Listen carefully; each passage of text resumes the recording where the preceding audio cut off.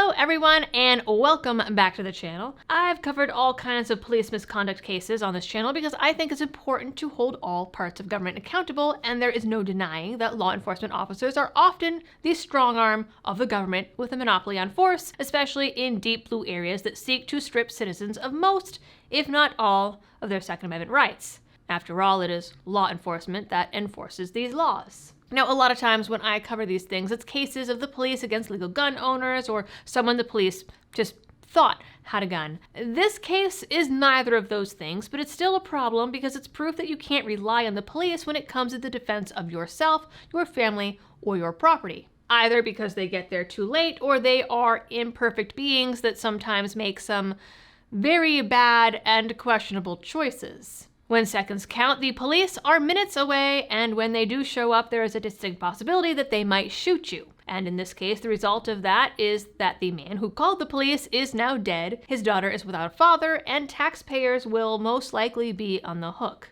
But before I get into all of that, this video is brought to you with the help of the attorneys on retainer. Now, unfortunately for this homeowner, he will not have a need for their services, but if you ever find yourself in a self-defense incident, you don't want to have to face it alone. The folks in the Attorneys on Retainer program are actual attorneys whose entire job it is to give you legal advice and represent you if you use your gun in self-defense. They are not an insurance company, so their only requirements are that the incident happened after you signed up and that you reasonably acted within good faith. They're not there to protect their own butts with fine print or liability, and you're not sent through an insurance adjuster before a lawyer can even look at your case, which is sometimes what happens with the insurance companies. They cover everything from felonies to misdemeanors, appeals, and even bail bonds. So to make sure that you are not in doubt when you pull it out, switch over from your existing self-defense coverage, head on over to my link down in the description and use code LibertyDoll to get $50 off your individual sign-up.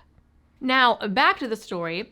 The Las Vegas police are investigating themselves after a police-involved shooting that left a burglary victim dead. Around 12:40 a.m. last Tuesday, police arrived at the home of 43-year-old local realtor Brandon Durham. Durham called the police saying that two people were outside his home shooting and trying to break in. Later in the call, he said that someone had gotten into the home through the front and back doors, that he was home with his 15-year-old daughter, and that he was going to attempt to lock himself in the bathroom where his daughter was already hiding. His call was one of multiple calls to report the shooting in his Sunset Park neighborhood. 3 officers showed up at the scene, including 26-year-old Alexander Bookman. Now, we do have body cam footage of the incident that was put out during a press release. The body cam footage shows Bookman pulling up to the home and getting a description of the suspect as he pulls up. The description, very important for later, says the suspect is wearing a red beanie, black sweatshirt,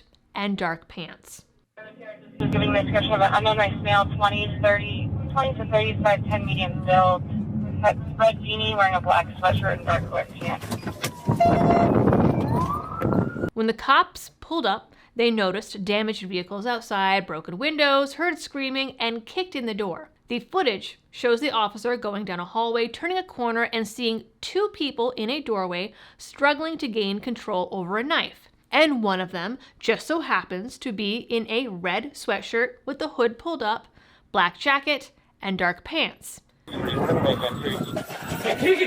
it!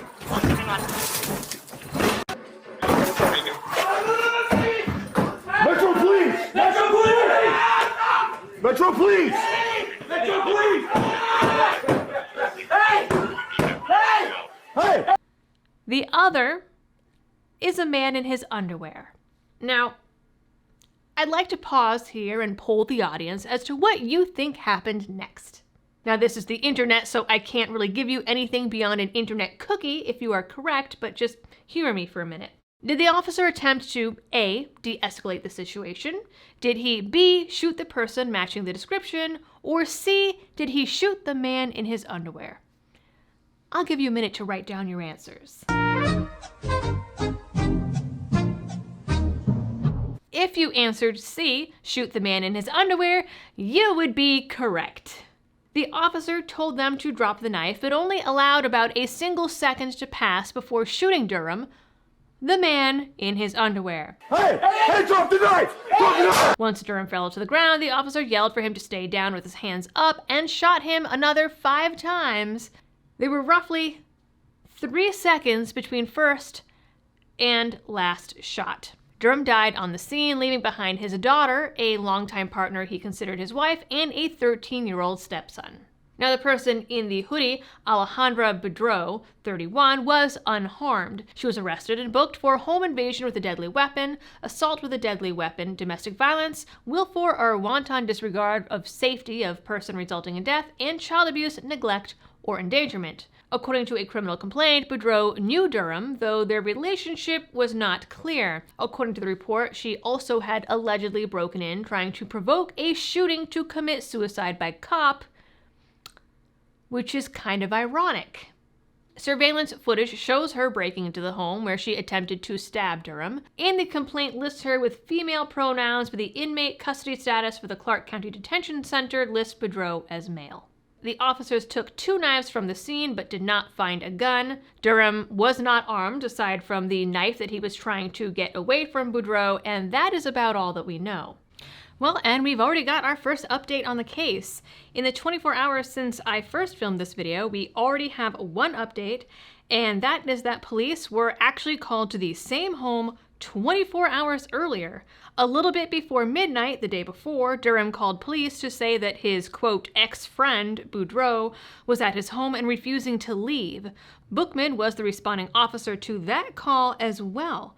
He arrived a half an hour later, spent a half an hour at the home, and finally convinced Boudreau to leave. She got an Uber to the airport, where she learned her flight was canceled because the ticket had been bought with a stolen card, and for some reason she still spent the next 24 hours at the airport and then returned to Durham's home, saying that she planned to commit suicide there.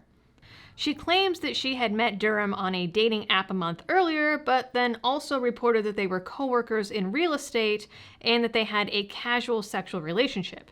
She allegedly was born under the name Robert, which reveals a long history of battery and trespassing charges, as well as an open warrant.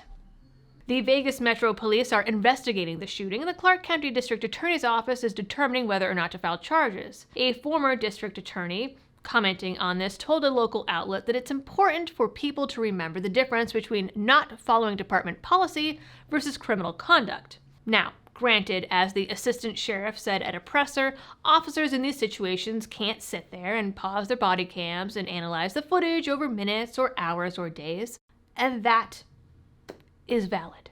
But when faced with a choice between someone matching a suspect's description versus a dude in his underwear, I feel like there's a clear choice here. The district attorney said that the investigation is likely to take weeks, if not months. The officer has been placed on paid leave during the investigation, and Boudreau was supposed to appear in court on Monday, but refused to be transported from jail. Didn't really know that that was an option, but apparently it is, though a judge has issued an order that she or he be brought to court next week by any means necessary. So I am curious to hear from you folks down in the comments whether you think that this was a bad shoot and a bad decision, or your general thoughts on this. We'll say, you guys know the drill for all of the algorithm things. I will be keeping up with this story if we ever get any more information on it. And as always, thanks for tuning in. Stay safe out there and happy shooting.